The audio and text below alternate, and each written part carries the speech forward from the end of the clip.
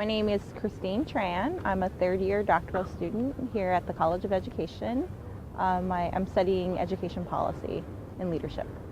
So growing up, I was a free lunch kid. I received free lunches throughout my entire K-12 education, and school food was really important for me on for a couple of reasons. One, I needed food for the day, so being fueled by good food was a critical part of my education.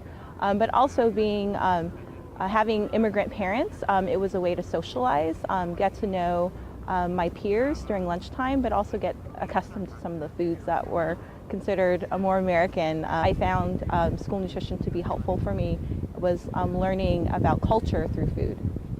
The scholarship allowed me to pursue a lot of school nutrition related activities that I couldn't before. There were a lot of constraints in terms of being able to travel to conferences and wanting to participate in school-based nutrition related activities.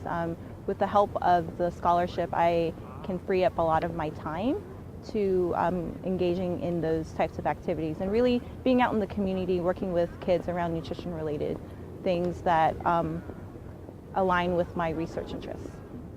So school nutrition is a very important topic for me. Not only did I positively experience school nutrition, but when I was a teacher for LA Unified School District for a number of years, and my students didn't like their food and they weren't actually eating the food.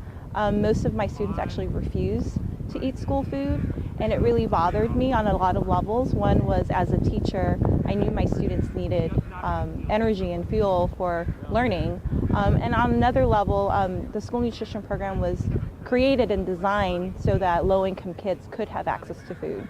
So because students who need it the most were not getting the food that they needed during school time, I found that we needed to do something about it. And so I've been spending the last 10 years trying to figure out the policy practice gap between what we want school nutrition to be and what it really is for students in schools.